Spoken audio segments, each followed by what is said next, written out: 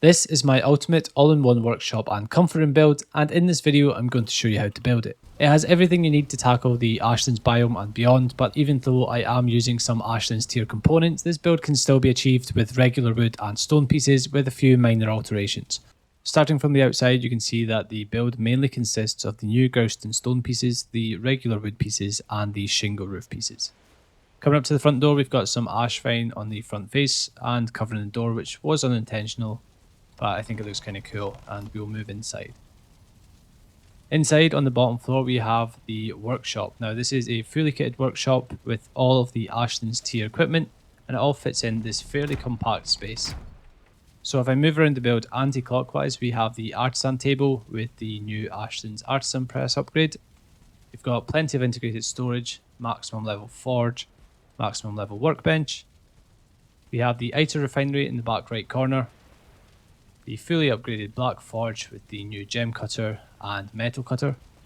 We have the kitchen area with 2 ovens and plenty of storage. A couple of fermenters, fully upgraded cauldron with all the regular upgrades and also the new rolling pins upgrade. And we've got the Galder table on the opposite side of the door from the artisan table. In the centre I have this decorative Askvin skeleton. On the way up to the comfort room you will see this easily accessible Iter refinery for your soft tissue, and if you continue these stairs up you have everything you need up here for maximum level comfort. That includes the armour stand, the dragon bed, the barber station, which isn't required for comfort but it makes sense to have it in here, the brand new Ashlands tier bone throne, we have the hot tub, we have rugs and banners throughout the build, and we have this spinning wheel which dispenses the linen thread into this little cage, which can be accessed from down below. So now that you know what to expect, let's get into the build part of the video. Just remember, if you do like my builds and you like this video and you find them useful, please do leave a like. First thing you'll need to do is clear and level a plot of land, and then you can go ahead and grab the groused floor 4x4 and lay out a pattern that is 3 wide by 4 deep. And then at the back left of the structure we'll add in another 2x2 square until you're left with the foundation that looks like this.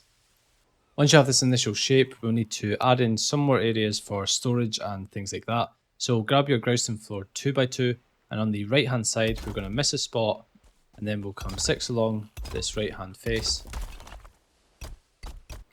On the back right corner we're going to lock in a stone floor 2x2 through the existing groused floor, and then we're just going to use this as a snapping location for 3 more stone floor 2x2s along the bottom like this. We can then get rid of the original stone floor piece. We'll place in a groused floor 2x2 just to the edge of that, and then this is the spot that we're actually going to have the Iter refinery in. So to get this to work you might need to remove some more ground and then we can place it back in later. But with the Iter refinery, you want to get as close to this edge and this edge as possible. So that might look something like this for you. And then now that the Iter refinery is in place, we can use the groused floor 2x2 pieces to come across the top and basically secure this Iter refinery in place, and also just level out the floor here. Carry this groused floor 2x2 all the way along the back edge. And then on this sort of inner corner section, we'll have another layer, and then we can go along the front of that with the 1x1 piece. With the foundation in place, we can start to build upwards. So I'm going to start with the groused medium pillars, and using the top center locking point, I'm going to place 1 in each corner here, and then also in line with this grid line at the back, like so. For each of these locations we're going to need to go 4 high, and then on the top we'll use a groused tapered pillar, and sometimes it's easier just to use the bottom center locking point. When you're done it should look like this, and we're going to need to place in a couple more columns before we're done. So using the top center locking point, place 1 pillar in each of these snapping locations along the front of the house here. At the 2 outer locations we're just going to come 4 high with the medium pillar, so like this. And on the inner sections we'll come 3 high and place down a groused tapered pillar on the top. Now, for some reason, the grouston pillars themselves are not actually that good at carrying load, so we're going to use grouston walls and go around the outside. Now, you could use the 4x2 pieces here, but I like to layer my pieces so it looks a little bit more natural. So I'm going to start off with the grouston wall 2x2 and go all the way around the outside. You'll eventually get to a point where a 2x2 won't fit and you'll have to place in a 1x2. Continue this 1x2 around and then switch back to the grouston wall 2x2. For the second layer of grouston wall 2x2s, start to come back in the same fashion, but this time we're going to leave some places open for windows. So using the grouston wall arch here, we're going to place a slot for a window. If you're struggling like I am to get the correct lock point here for the grouston wall into the column, you can just use the grouston wall 2x1, lock onto the snap point created previously, remove the grouston wall 1x2 and then go back to the 2x2 pieces. Again here in the center I'm going to leave some space for windows, so I'm going to place a 1x2 on either side of these pieces, and then on the back face we'll be doing the exact same window as on the front, so using the grouston wall arches and finishing off with the grouston wall 1x2 pieces. This actually looks good to me, but I want this window to be slightly lower down, so I'm going to take out these two pieces. I'll use a stone floor 2x2 to get the correct snapping point, and then I'll place this in along the bottom like this. From here I can use the grouston beams, making sure to lock in through the column like this, and then all the way along the top I have the grouston medium arch locked in from the bottom center piece here, and then we'll continue along with the beams like before. We'll also place a medium beam along the bottom of this window space, and a grouston tapered pillar locked from the bottom center, so there's just a little teeny protrusion here at the top of the arch. We're also going to have a small pillar locked on top of that, and we can do the exact same on the back face. On the long face we'll take the medium beam all the way along the length, along the bottom of the window frame, and using the bottom center locking point we can go up the length of the frame like this and into the top beam like this. When you're done it should look like this, and if we go back inside we can grab our ashwood dividers, and I'm going to off center them like this on the front and back, and then on the big window at the side I'm going to use the ashwood decorative wall locked on at the top and the bottom right and then the bottom and the top left, and then the decorative window can go in each corner like this.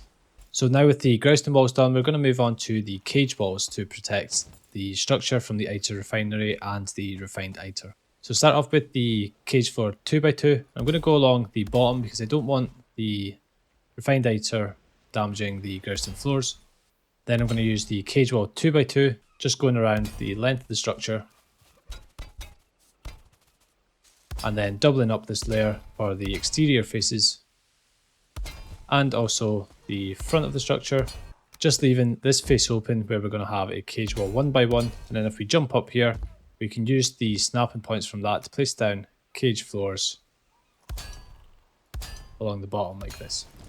And what this does is allows you to access the top of the Iter refinery and the side of the Iter refinery, whilst protecting the rest of the structure from the refinery itself, but also the refined Iter which comes out of it here, which you can just grab by walking up to it. So if you've made it this far, you'll be glad to know the hardest parts I would say are done. So now we're just going to grab the regular wood pieces. I'm going to do a layer around the bottom of wood wall halves, missing out the areas that we've already done.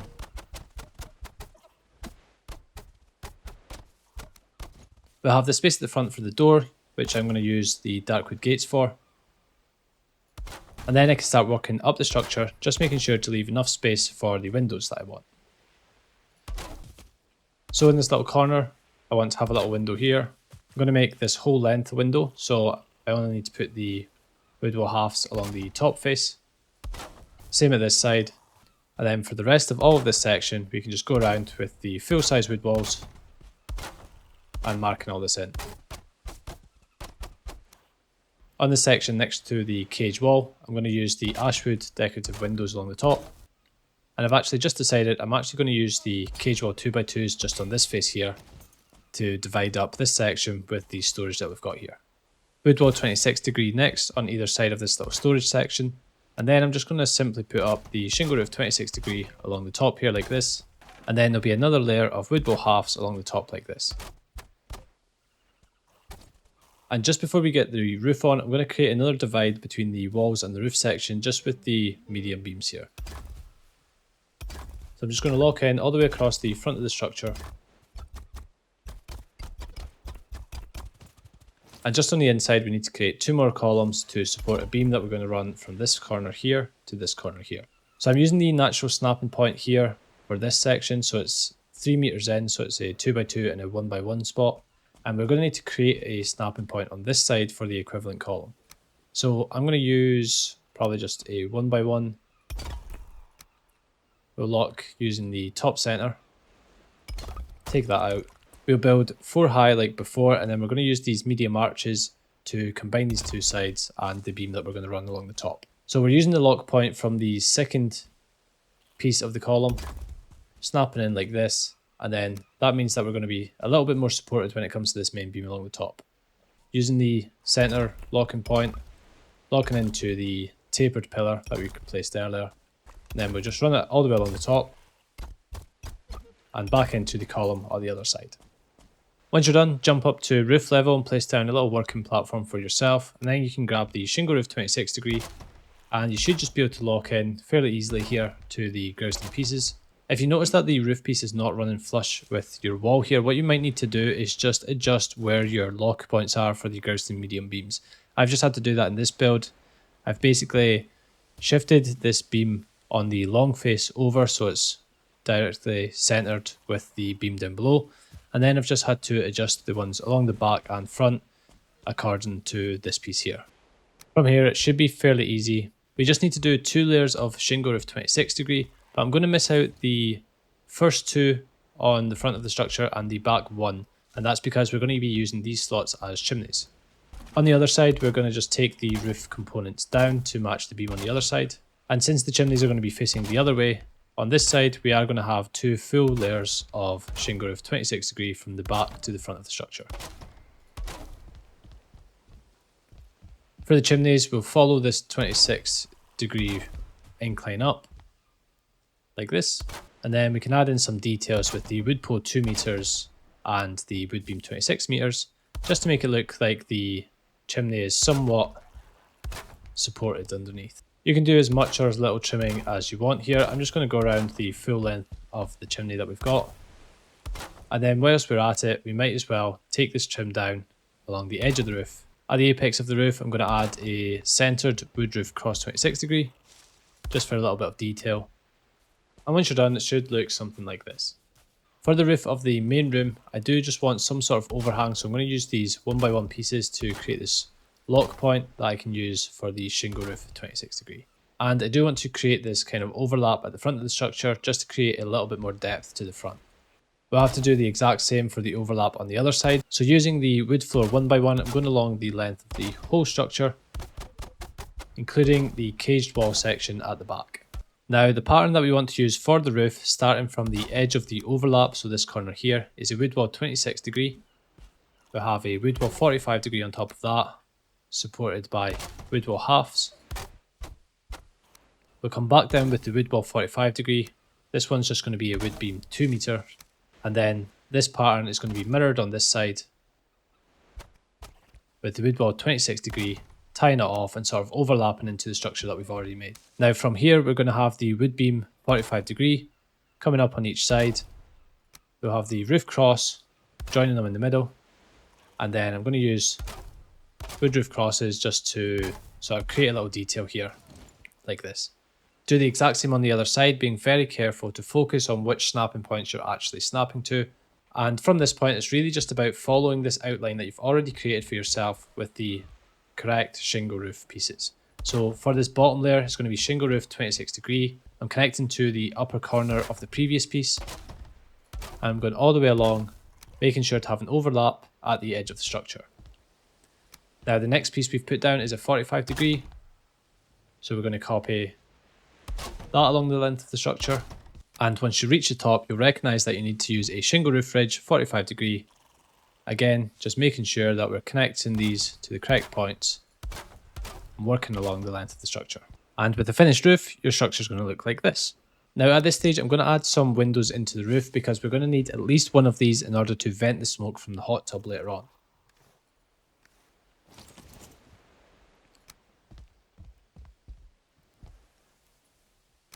So we're going to come 3 in here to here, and this is 1 row down from the top. Take out both these, and we'll fill it back in with the shingle roof eye corner 45 degree. I'm going to use the inverted wood wall 45 degree and snap it on underneath these pieces. I'll have shingle roof 45 degree just to make up the rest of the window. And honestly, I think this is enough in order to vent the smoke. It won't do a perfect job, so you can actually take out like this piece here and create some sort of chimney. So what that would look like is what I think would be something like taking out the roof ridge, putting in a 45 degree piece, and maybe just tying off these corners with a wood roof cross 45 degree. This way, any smoke that doesn't automatically vent out this window will get caught in the roof and come out this chimney at the top. Of course, as with the rest of the areas for the build, you can detail this as much as you like, and that might look like wood poles on these sections here, wood beam 45 degree going up the slants, and then a wood roof cross on the top like this. Okay, so now I've placed in one of these windows in each of the 4 corners. That's what I decided I wanted for this build. You can place in as many or as little as you like I said, but you definitely do need to have the one on the opposite side to vent some of the smoke from the hot tub, which we're going to place later. So when you come inside, it's going to look extremely lifeless, so let's try and work on that. Something I forgot to do earlier was place down these ashwood dividers in the windows. And I'm going to make use of some of the ashwood beams for the first time in this build, just to put a little trim around these windows. Once you're happy with them, it's time to get started on the interior design. So I'm going to start it off with a hearth. I'm going to place it down in this little section which we created for it earlier. And once you've got a little fire going, it all starts to get a little bit better.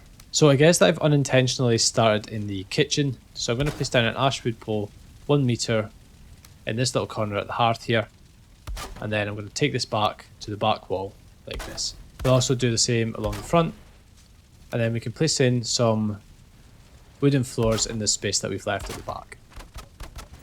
Next thing I'm going to do is place down 2 fermenters. The fermenters will need to go before the storage, otherwise you're going to have struggles placing the fermenter on top. Because I'm a perfectionist, I'm going to place down 2 wood floors underneath, because this is what I'm going to be doing in the rest of the build for the reinforced chests. So using this little line here just to line up my reinforced chests on the bottom. And I'm just going to place them all the way along the length of it, like this. And then I can use now the ashwood beams along the bottom, just to sort of separate this from the floor. Now, one thing you probably noticed when I was doing a tour of this at the start of the video was this round table that I placed sort of over the hearth here. Now, this is probably going to destroy some of the beams here, but we will easily enough be able to replace that. I'm going to take out these 2 positions here and the hearth, and I'm going to just try and place this as well as I can in the sort of center of this grid here like this. This one's probably not as good as I could have made it, so if we go further back, we should be able to see it a little bit better. Something like that looks good. And then we're going to just go back with the medium pillars now, find an appropriate locking point, and replace the column that we took out earlier. Of course, we now need to replace the hearth again, and I have lost any wood that I put in, but never mind. Okay, so since we're at it, we might as well fill in the cauldron here. Now, I like to place it sort of somewhere close left so that I can access it from both this side and the opposite side. So you might have to play around with this a couple of times. You can access it from here, and I also just like to be able to access it from the other side, so that looks good here. I'll place the pots and pans at the top of this column. We'll have the new rolling pins and cutting boards at the top of this column. For the spice rack, we should be able to place this just underneath on this little ledge at the top here. So I think that looks pretty good. The mortar and pestle just at the back behind the fermenter, and the butcher's table can be placed somewhere at the front just to sort of divide this space from the fermenter area. Moving on to the other corner, this is where our ovens are going to be. So we can place 2 ovens in the center, and we'll go back to our wood floor 2x2s to create some storage for this section here. So it's going to be 1 on the floor, and then all of these points should just lock automatically because they're connected to the columns at the back. And I might actually just go 1 higher like this. Again, with the reinforced chests, if we place them from the bottom first, they're going to be protruding through the next one, and then we won't be able to place this one here. So we need to be focusing on starting from the top. So at this side, starting from the top, and we're going to create 2 chests that can be accessed from this side of the structure. Back onto the other side, similarly to what we did under the fermenters, we're going to just place these in. And we will need to do the same on the other side, but obviously the top layer is just going to be facing straight forward.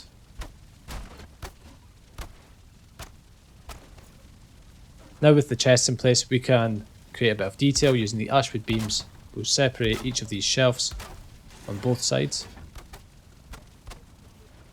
We'll have ashwood poles going up the sides.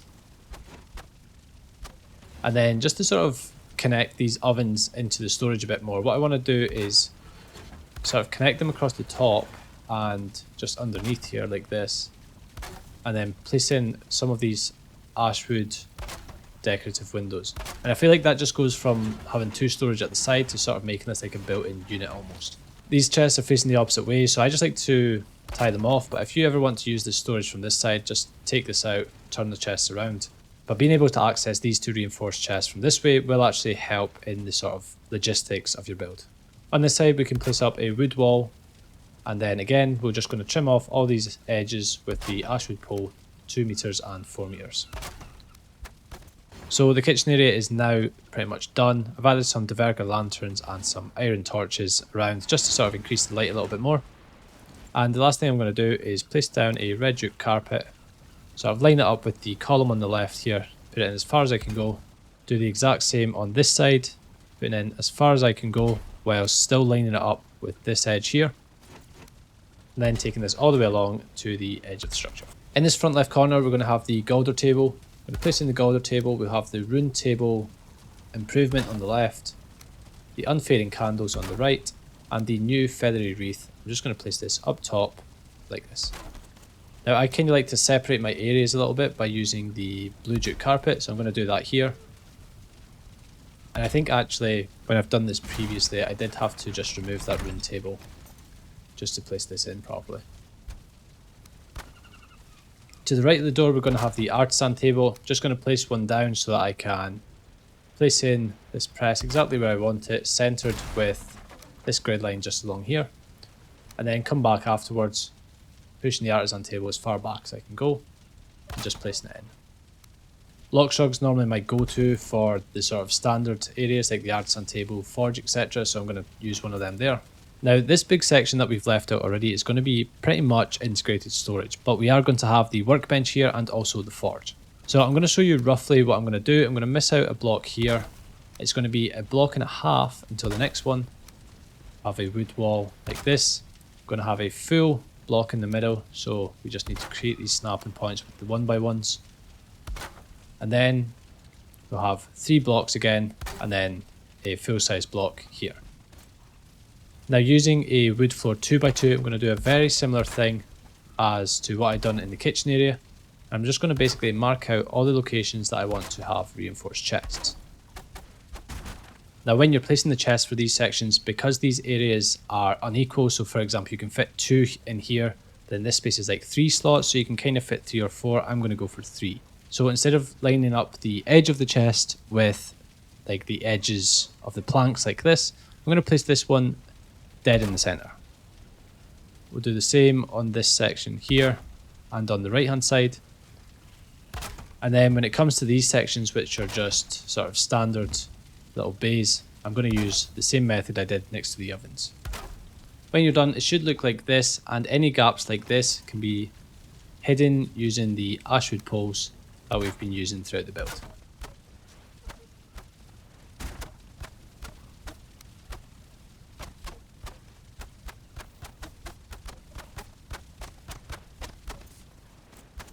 Once you've placed down your ashwood beams and poles, it should look like this, which looks a lot neater, and you just have these 2 cubbies for the workbench and the forge.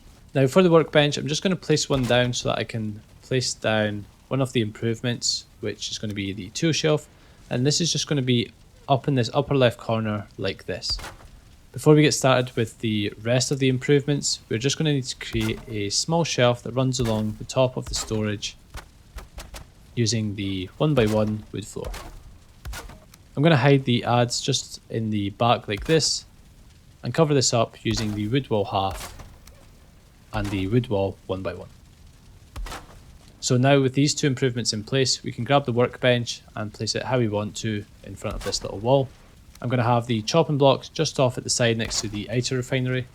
And then I'll have a couple of dark wood chairs. I just think it adds a little bit of decoration to the build. And the tanning rack just off to the right of that. For the forge section, we're going to be hiding the forge bellows in the back. So I'll place these in. Then we can block off this wall. And with the forge in place, we'll put down the forge tool rack just up the back of it. We'll place the forge cooler on the right hand side and the small anvils just sort of underneath somewhere like this. As you can see, we've still got plenty of space up top, so let's place the smith's anvil on the right hand side.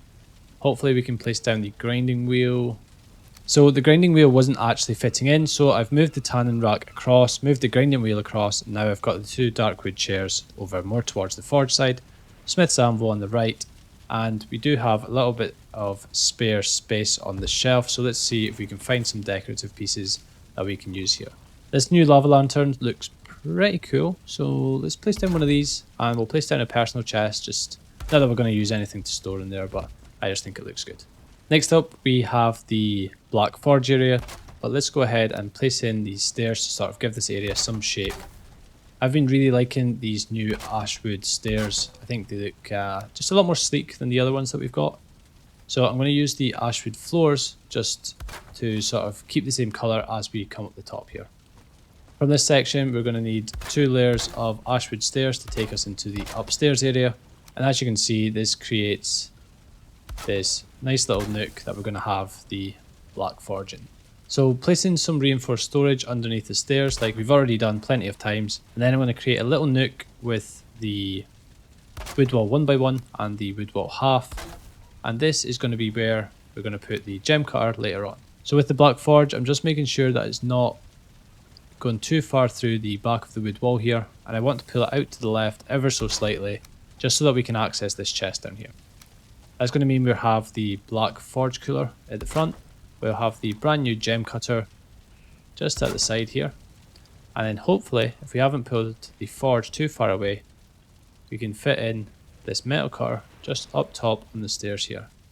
I'm actually going to switch out this angled piece for the ashwood wall piece just because it looks a little bit better in this corner in particular, and then I'm going to have the ashwood beams going along the top here, and then for a slightly warmer light in the bottom here, I'm going to place a standing iron torch and use the ashwood pole 1 meter just to cover the majority of it up.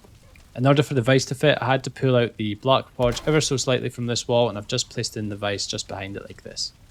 So now all the functionality points are in place for the workshop, so let's focus on doing this Askvin skeleton decorative piece.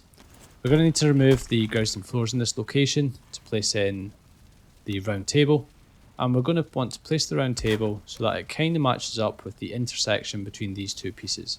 So I've not done the best job on that attempt there, but maybe something like this would do, and we probably need to move it a little bit over into the center here as well.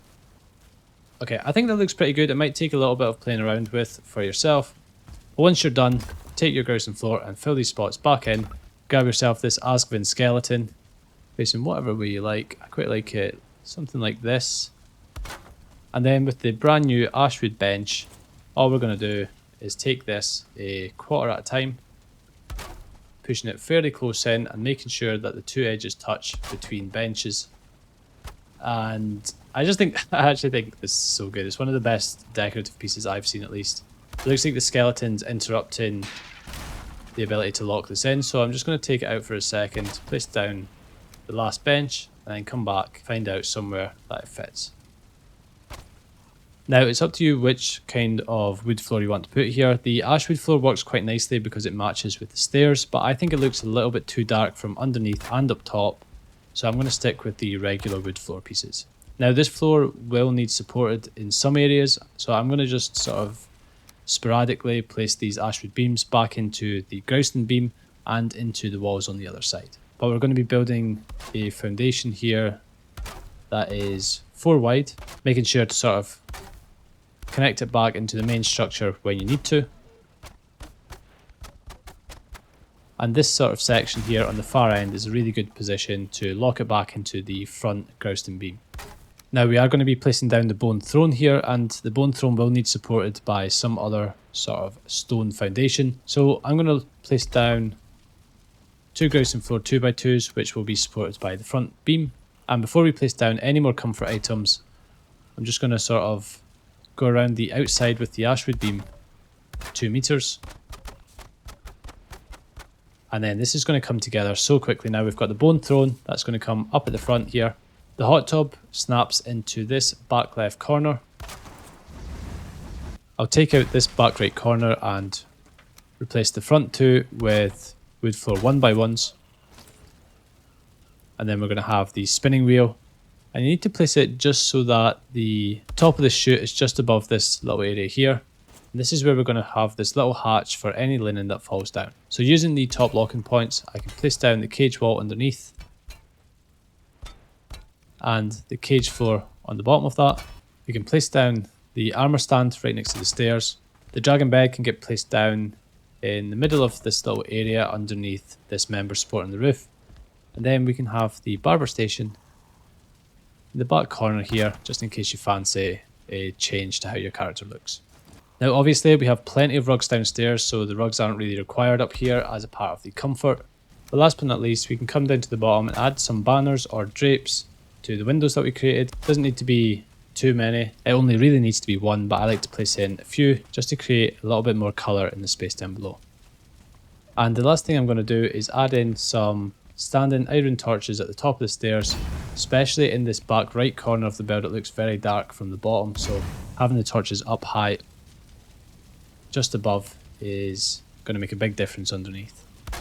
But there we have it. If you made it this far, you now know how to build this all-in-one Ashlands tier workshop and maximum level comfort room with integrated storage. If you liked the video, please do leave it a like and subscribe to the channel if you haven't already. It really does help my channel out, and it's the best way to support me and the videos that I create. Thank you so much for watching, and I will see you in the next one.